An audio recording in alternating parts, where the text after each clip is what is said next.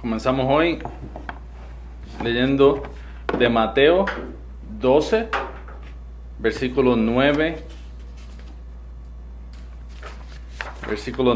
al 14. Empezamos leyendo del 12:1. En aquel tiempo iba Jesús por los sembrados en un día de reposo, y sus discípulos tuvieron hambre, y comenzaron a arrancar espigas y a comer. Viéndolos los fariseos, le dijeron: He aquí tus discípulos hacen lo que no es lícito hacer en el día de reposo. Pero él les dijo: ¿No habéis leído lo que hizo David cuando él y los que con él estaban tuvieron hambre? ¿Cómo entró en la casa de Dios y comió los panes de la proposición, que no les era lícito comer ni a él ni a los que con él estaban, sino solamente a los sacerdotes? ¿O no habéis leído en la ley, como en el día de reposo los sacerdotes en el templo profanan el día de reposo y son sin culpa? Pues os digo que uno mayor que el templo está aquí. Y si supieses qué significa misericordia quiero y no sacrificio, no condenaríais a los inocentes, porque el Hijo del Hombre es Señor del día de reposo. Pasando de allí, vino a la sinagoga de ellos, y he aquí había allí uno que tenía seca una mano, y preguntaron a Jesús para poder acusarle: ¿Es lícito sanar en el día de reposo? Él les dijo: ¿Qué hombre habrá de vosotros que tenga una oveja, y si ésta cayere en un hoyo en día de reposo, no le eche mano y la levante? Pues, ¿cuánto más vale un hombre que una oveja? Por consiguiente, es lícito hacer el bien en los días de reposo. Entonces dijo a aquel hombre: extiende tu mano, y él la extendió, y le fue restaurada, sana como la otra. Y salidos los fariseos tuvieron consejo contra Jesús para destruirle. Que el Señor añada bendición a la lectura de su palabra.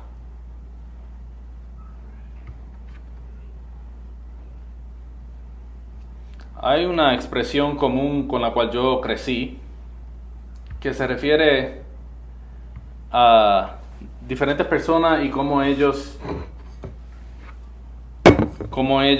buscan la salvación. Y es que ellos buscan la salvación como si fuese un seguro o una aseguranza que uno compra en contra del fuego.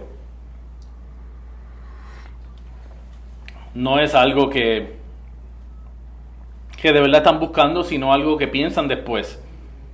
Sí, necesito cobertura, necesito estar... Por si acaso hay un infierno, pues entonces déjame creer. Y yo crecí y eso era condenado, y con razón. Uno no puede buscar a Cristo de esa manera. Lo que estás haciendo es tratando de evadir evadir la condenación del pecado, no buscando a Cristo por Cristo. Entonces empiezan a ver: yo voy a hacer todo lo que yo puedo para no recibir la condenación de mi pecado. Entonces están en todos los cultos de oración, en todos los cultos de la iglesia. Están tratando ellos de cubrir todas las bases, de asegurarse de que van a estar bien. Pero el problema de estas dos ideas es que están pensando en la persona, están pensando en ellos mismos, en sus acciones, en sus obras y lo que ellos han hecho para poder salvarse. Y ese es el punto mayormente ese es el punto de nuestro pasaje esta semana. Los fariseos seguían la ley rígidamente, pero no lo hacían como no lo hacían porque querían complacer a Cristo o a su Dios, sino que lo hacían porque eso es lo que tenemos que hacer y esa es la manera que yo me gano mi salvación. Entonces se les hacía fácil entonces a ellos a condenar a las otras personas. Muy fácil condenar a las otras personas. Porque entonces están pensando que es a través de sus obras que ellos están siendo salvos. Pero cuando uno entiende el Evangelio verdaderamente, uno se da cuenta que lo que uno ve es una gracia de Dios que uno no se merece. Y mientras más nosotros vemos y nos damos cuenta que nosotros no nos merecemos nada, aún por más que tratamos, nos damos cuenta que es todo por gracia, que se nos ha mostrado misericordia. Entonces esos que se dan cuenta que es todo por gracia, a través de la gracia de Dios, entonces muestran gracia y amor a otros. Entonces esos fariseos que se creen que ellos se lo ganaban, pues entonces no tenían misericordia a otras personas. Pero aquellos que saben que han recibido misericordia, dan misericordia. Hay muchos problemas con Richard Baxter. Él tiene hay una cita de él que es famosa, que dice que los pastores deberían de predicar como unas personas moribundas a personas moribundas, como moribundo a moribundos, porque tenemos que darnos cuenta que nosotros necesitamos la gracia de Dios. Los fariseos no predicaban de esa manera, ellos predicaban como que ellos sabían la verdad y la podían guardar la ley perfectamente, entonces no tenía misericordia en cuanto a otras personas. Entonces vemos que el Evangelio de Cristo viene a aquellos muertos y les enseña, les muestra misericordia. 3 puntos que vamos a ver hoy: la llamada al amor, y que los amados aman, y el Salvador misericordioso.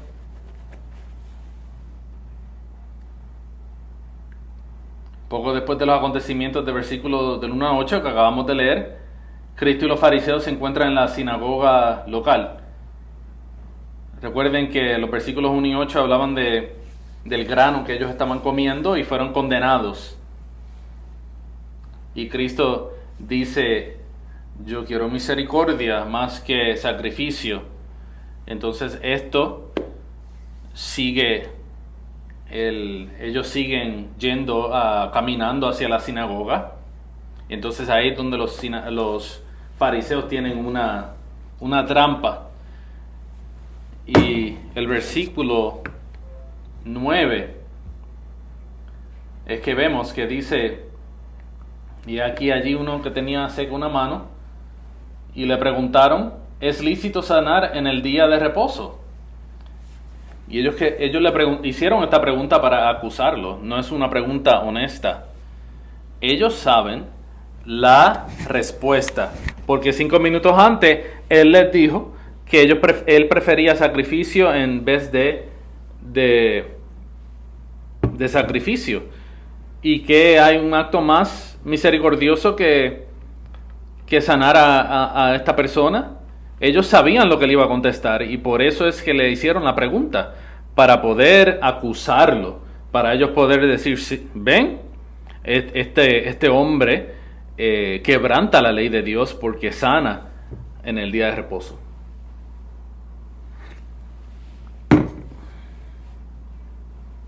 Mateo 22. Se le pregunta a Jesucristo cuál es el mandamiento más grande. Maestro, ¿cuál es el gran mandamiento en la ley? Jesús le dijo, amarás al Señor tu Dios con todo tu corazón y con toda tu alma y con toda tu mente. Este es el primero y grande mandamiento. Y el segundo es semejante, amarás a tu prójimo como a ti mismo. De estos dos mandamientos depende toda la ley y los profetas.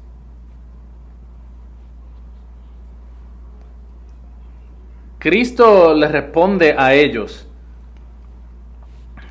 con esas dos cosas que tenemos que hacer.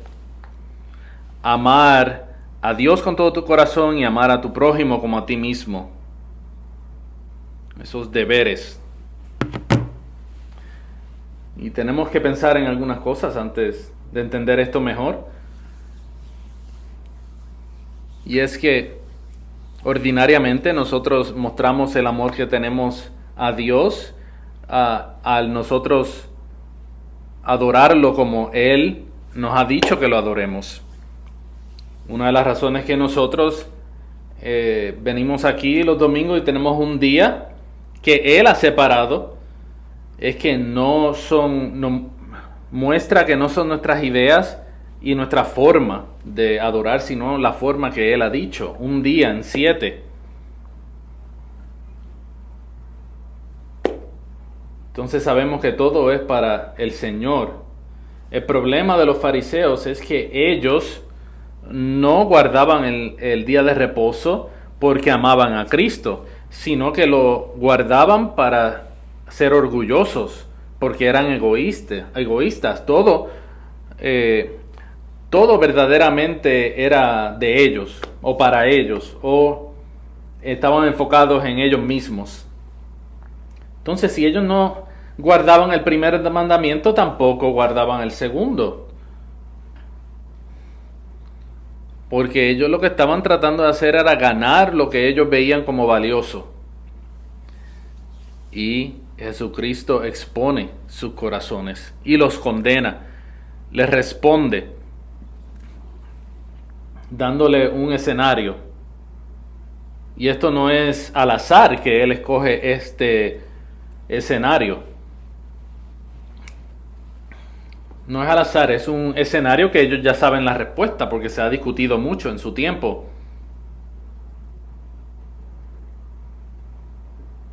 Él dice, ¿quién de ustedes que tiene una oveja que cae en un hoyo no la saca, no la rescata? ¿Y cuánto más una persona que necesita misericordia? Y ellos hablaban de estas cosas.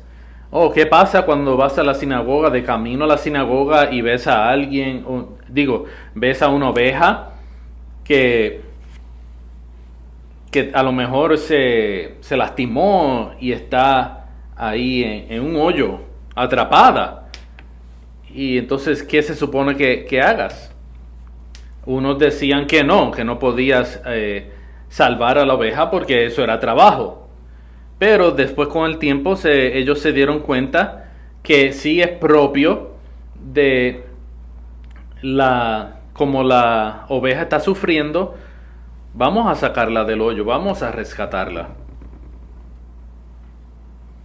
El punto de Jesucristo es que esto es bueno.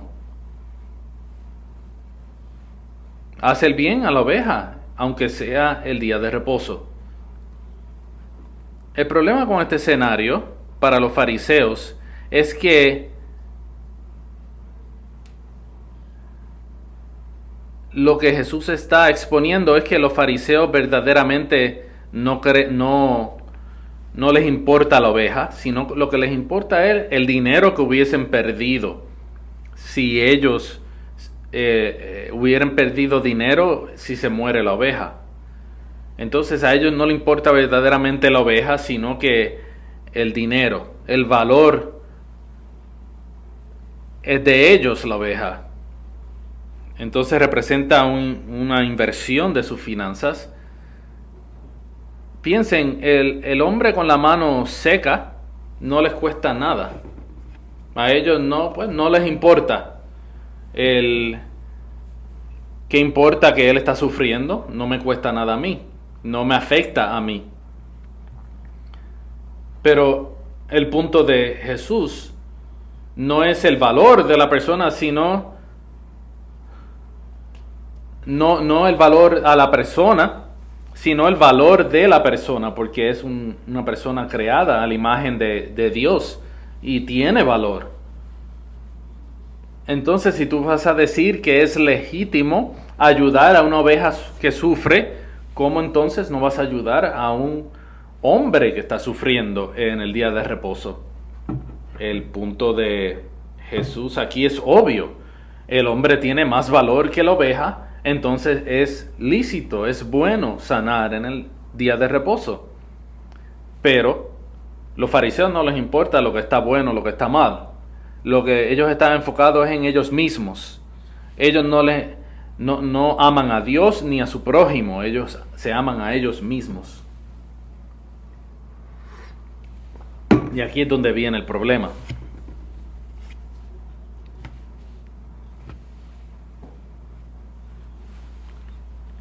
Como leemos en Primera de Juan 4:21.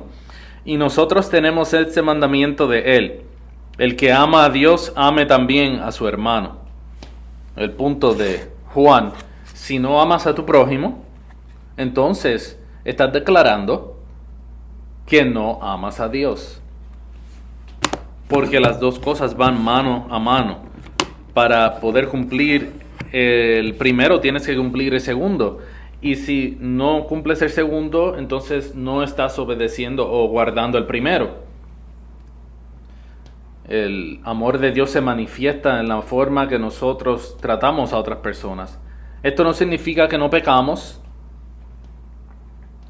Y una de las cosas que más que nosotros podemos hacer en amor es oponer el pecado de este mundo.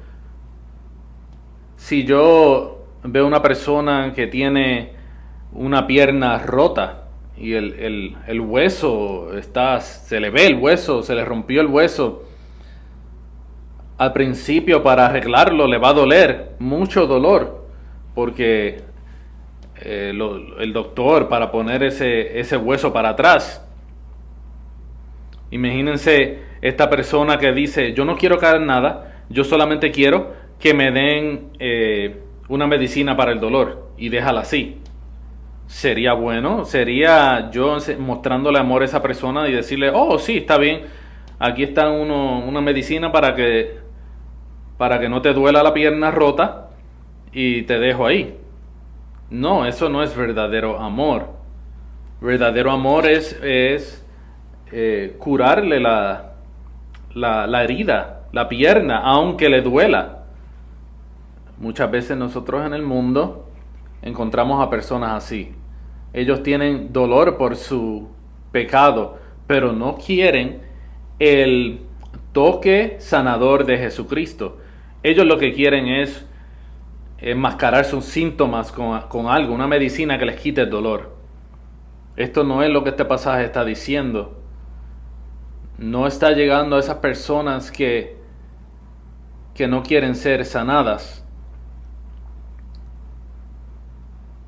Está hablando a aquellas personas que reconocen que están su corrupción, que reconocen que están heridos, que necesitan ayuda. Entonces, en ese punto, lo mejor que uno puede hacer es darle la ayuda que ellos necesitan.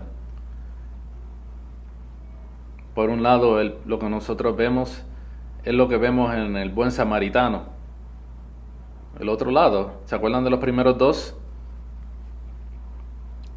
Él necesita ayuda médica. ¿Y qué hacen?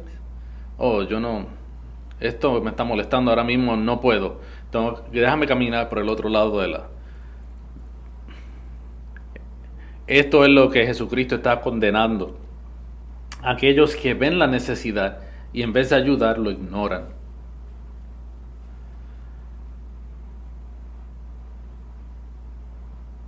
Por el otro lado de esto, lo que Jesús nos llama no es solamente que nos llama a amar a Dios y a nuestro prójimo, sino que aquellos que han sido redimidos, que han experimentado su amor, aman a otros. La semana pasada nos centramos en el cumplimiento de la historia redentora en Cristo, culminando en el cambio del día del culto del séptimo al primero. El punto era que ya no trabajamos para descansar. Cristo ha hecho la obra por nosotros. Él nos concede descansar para luego ir a trabajar, para amar a otros. Al ver esto,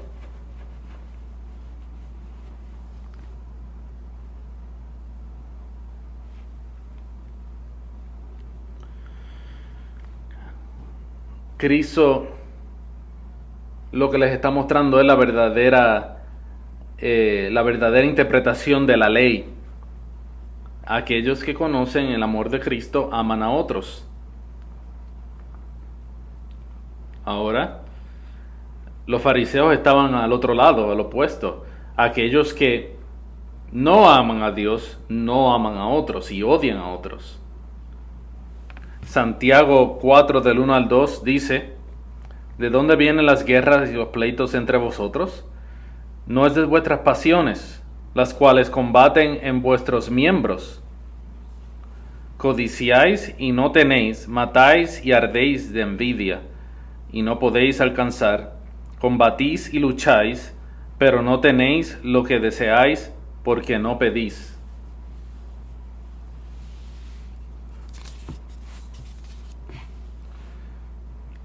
Santiago dice: ¿por qué es que tenemos estos pleitos, estas guerras? ¿Por qué? Es porque nuestras pasiones, esos deseos pecaminosos que nosotros tenemos, queremos lo que nosotros tenemos y estamos dispuestos a destruir a cualquiera que se ponga en medio de nosotros y lo que queremos. Por eso es que los fariseos sacan ayudan a la oveja lastimada, porque ellos quieren o codician esa oveja que es de ellos, pero el hombre con la mano seca no les importa.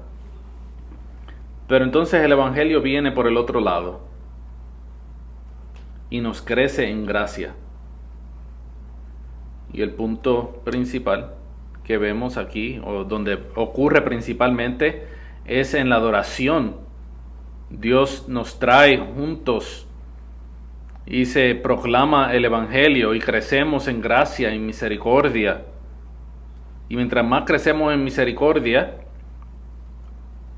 más somos misericordiosos y mostramos misericordia a otras personas. El Señor nos muestra su misericordia y también nos da una ilustración. Ese día que se nos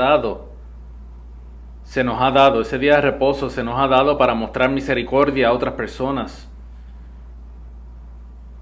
¿Cuál es la promesa? O la maldición del pecado, de la caída del hombre, es que por el sudor de la frente, por todo el trabajo, es que van a poder comer. Pero después de todo eso puedes descansar. Y ahora está diciendo a nosotros recibir esa misericordia, recibir esa gracia. Debería entonces estar en nosotros un deseo de hacer bien a otras personas, de mostrarle misericordia a otras personas. Entonces nos unimos, escuchamos el Evangelio juntos, escuchamos el perdón proclamado. Vemos aquí a que se nos muestre a Cristo. Tomamos parte del Evangelio y vemos los beneficios de estar en Cristo. Y al terminar, escuchamos la bendición de nuestro Dios a nosotros. La meta todos los días de reposo es, todos los domingos, que salgamos de aquí más asombrados de lo que Dios ha hecho por nosotros. Cada vez que venimos, más de nuestros pecados están siendo aplastados y más nosotros conocemos de su misericordia. Entonces ahí es que podemos ir podemos ir en amor a otras personas. Al nosotros darnos cuenta que Dios nos redime, podemos mostrar amor a otras personas.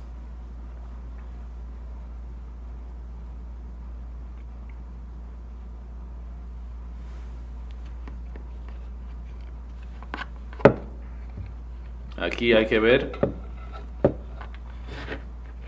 nosotros debemos entender que nosotros no podemos hacer el Evangelio o ser el Evangelio. Nosotros solo podemos proclamarlo. Podemos mostrar misericordia, pero no podemos sanar una mano así, una mano seca como la de esta persona.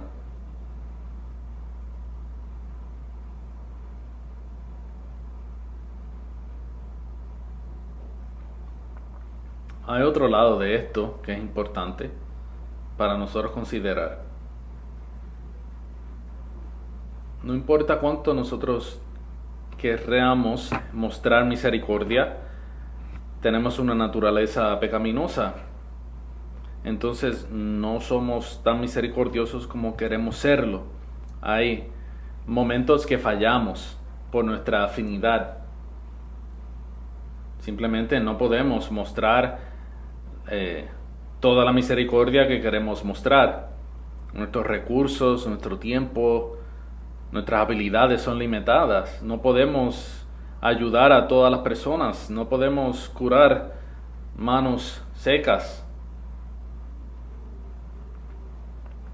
Entonces estamos limitados también por nuestras pasiones. Unas veces tenemos mucha misericordia y otras veces somos egoístas. Nuestra finitud muchas veces nos causa pecar, nos lleva a pecar. Pero tenemos que acordarnos que la misericordia es la causa de su misericordia. Nosotros mostramos misericordia porque se nos ha sido Dios, porque Dios ha sido misericordioso hacia nosotros.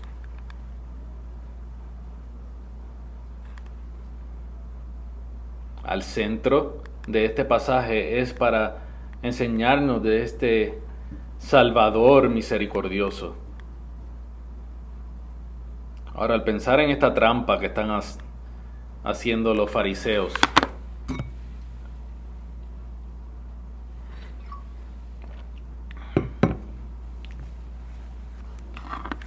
muchas veces cuando se les presentan trampas a Jesús de los fariseos, hay veces que ellos cogen él toma las palabras de ellos y se las usa en contra de ellos.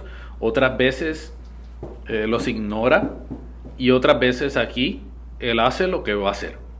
Como aquí, él mira al hombre y le dice extiende tu mano. Y la extendió y fue restaurada como la otra.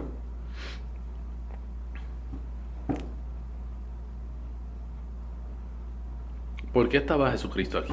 Para mostrar misericordia, para sanar al quebrantado. Él estaba ahí para sanar a personas como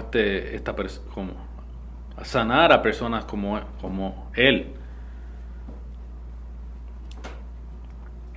Y a la misma vez estaba él exponiendo o estaba mostrando verdaderamente lo que estaba en el corazón de los fariseos. Pero ahí para restaurar esa mano seca.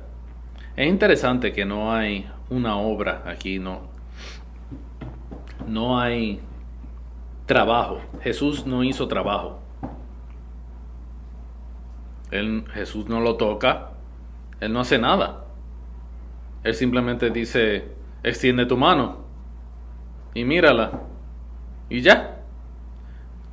Y el hombre la miró y ya no estaba seca. Lo hace hasta más difícil para los fariseos acusarlo.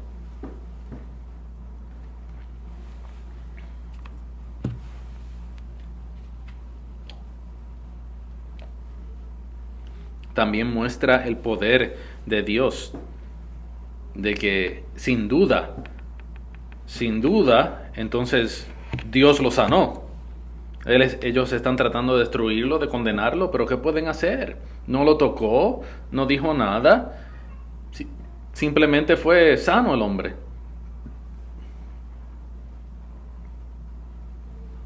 Pero hay más aún.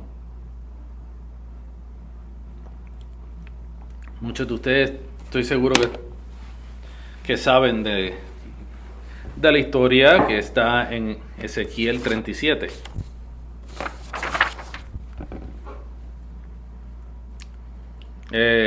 Jehová toma a Ezequiel y dice: la mano de Jehová vino sobre mí y me llevó en el espíritu de Jehová y me puso en medio de un valle que estaba lleno de huesos. Y me hizo pasar cerca de ellos por todo el derredor. Y he aquí que eran muchísimos sobre la faz del campo, y por cierto secos en gran manera. Y me dijo: hijo de hombre, ¿vivirán estos huesos? Y dije: Señor Jehová, tú lo sabes. Cuando nosotros leemos estas cosas así, sabemos que cuando nosotros que creemos en la depravación total del hombre, que esto es una representación de eso, de cómo nosotros estamos muertos en nuestros pecados y cómo solamente podemos vivir a través de la palabra de Dios. Pero es interesante que aquí la misma palabra aquí que se traduce del Septuaginta del Antiguo Testamento en griego es la misma palabra que se usa en Mateo. Es la misma palabra de seca. Esa mano del hombre estaba igual de seca que los huesos estaban secos. No había nada. No se puede hacer nada con esos huesos ni con la mano de ese hombre. El punto es que hay una ausencia de vida, hay una muerte física, no hay esperanza. Entonces, ¿cuál es la esperanza? Se le dice a Ezequiel que profetice. Me dijo entonces: profetiza sobre estos huesos y diles: huesos secos, oíd palabra de Jehová. Así ha dicho Jehová el Señor a estos huesos: he aquí, yo hago entrar espíritu en vosotros y viviréis, y pondré tendones sobre vosotros, y haré subir sobre vosotros carne, y os cubriré de piel, y pondré en vosotros espíritu y viviréis, y sabréis que yo soy Jehová. Profeticé pues como me fue mandado, y hubo un ruido mientras yo profetizaba. Y he aquí un temblor, y los huesos se juntaron cada hueso con su hueso. Y miré, y he aquí tendones sobre ellos, y la carne subió, y la piel cubrió por encima de ellos, pero no había en ellos espíritus. Y me dijo: profetiza al espíritu, profetiza, hijo de hombre, y di al espíritu: así ha dicho Jehová el Señor, espíritu, ven de los cuatro vientos y sopla sobre estos muertos y vivirán. Y profeticé como me había mandado, y entró espíritu en ellos y vivieron, y estuvieron sobre sus pies un ejército grande en extremo.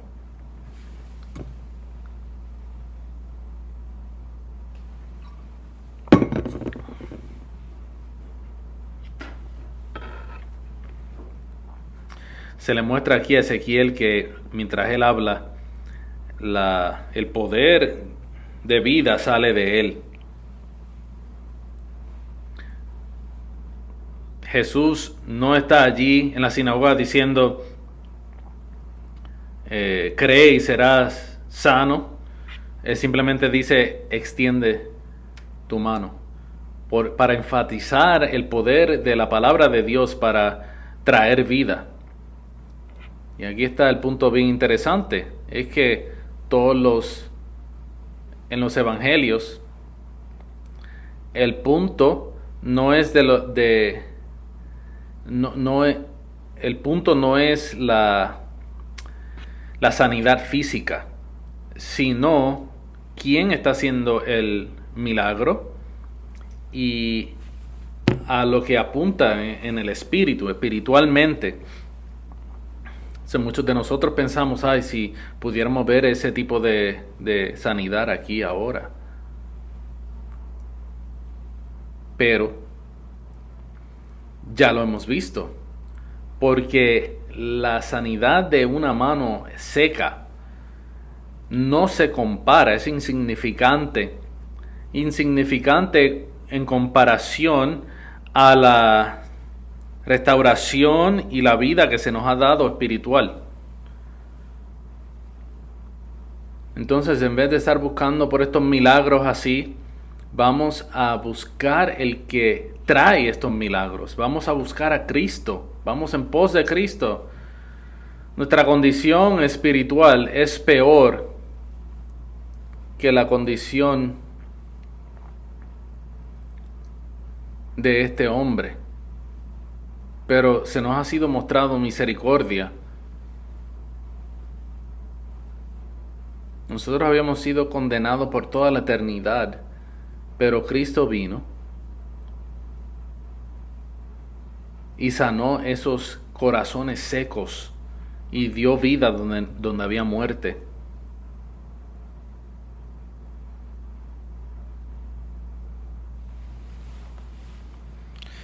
Al pensar en eso,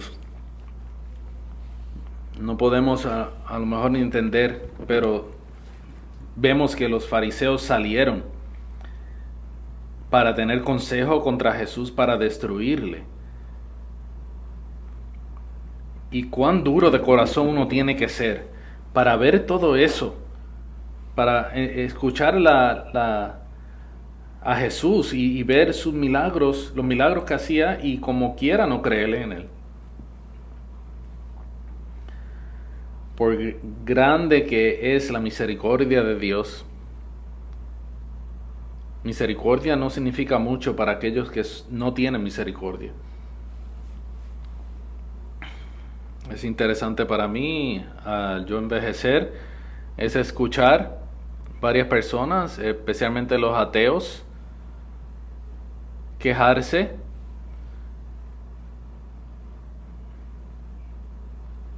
se quejan de que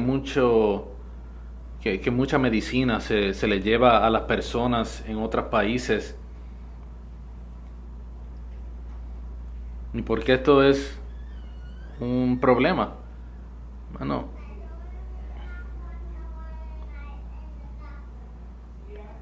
ellos no quieren que esa misericordia apunte a Cristo.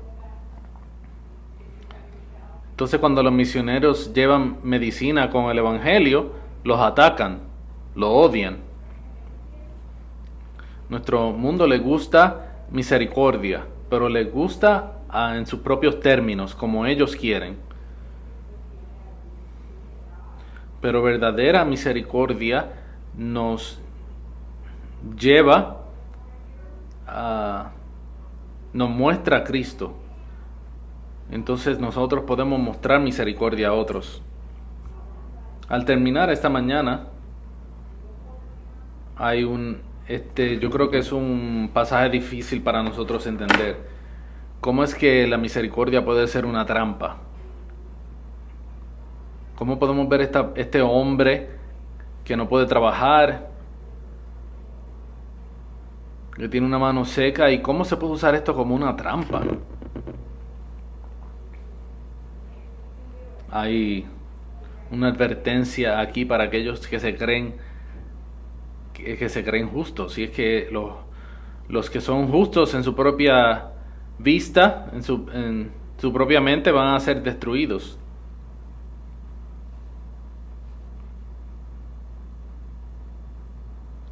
Dos mil años atrás, ante la trampa y los ataques personales, Él mostró misericordia. Un poco después, Él fue a la cruz, asegurando nuestra salvación y mostrándonos misericordia. Entonces es en su obra entonces que tenemos esperanzas.